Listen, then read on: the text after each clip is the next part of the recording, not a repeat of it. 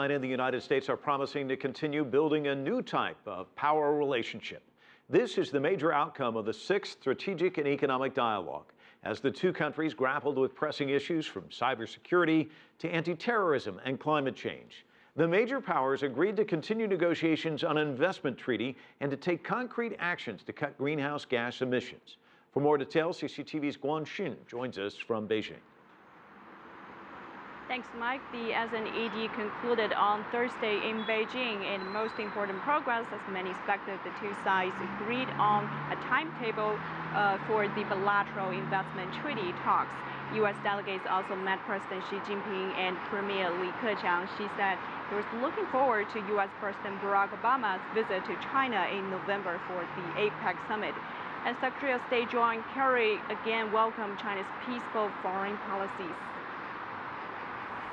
And we mean what we say when we emphasize that there is no U.S. strategy to try to push back against or be in conflict with China. Meanwhile, the Chinese Foreign Ministry says the strategic and economic dialogue has sent the message that the world's two largest economies will continue to cooperate with each other and push forward relations of a new kind.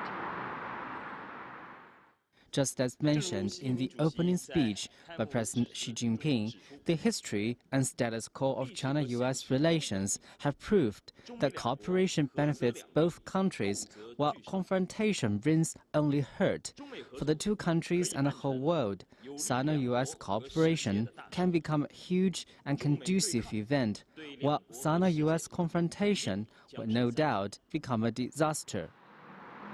However, disagreements still exist. No major breakthroughs were seen in discussions over cybersecurity and maritime issues in South China Sea. Without mentioning specific issues, John Kerry said the two sides had a frank exchange on cybersecurity. He said it's important to continue their dialogue.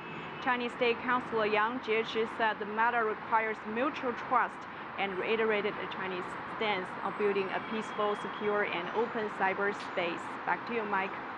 How about some of the other issues? Did China and the U.S. make any progress on international issues? During the press conference, the U.S. Secretary of State John Kerry talked about tensions between Israelis and Palestinians. He blamed Hamas for interrupting the peace process in the Middle East.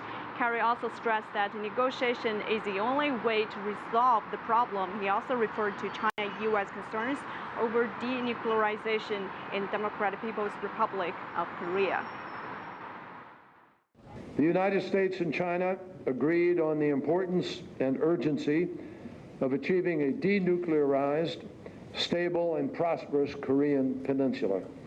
China shares the same strategic goal, and we discussed the importance of enforcing UN Security Council resolutions that impose sanctions on North Korea's weapons of mass destruction and its ballistic missile program.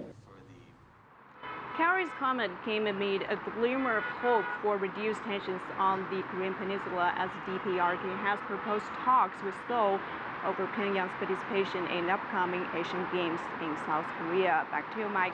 And also on the sidelines, more high-level talks on people-to-people exchanges took place. What can you tell us about that?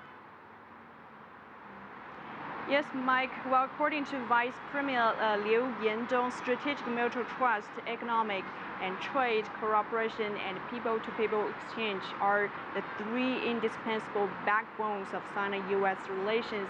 During the 2 days of talks, China and the U.S.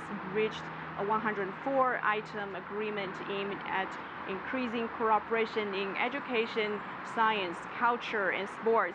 The two countries will work together to continue the promotion of Confucius Institutes in the United States. 400 African-American students will be funded by the Chinese government to study in China from 2014 to 2017. Back to you, Mike.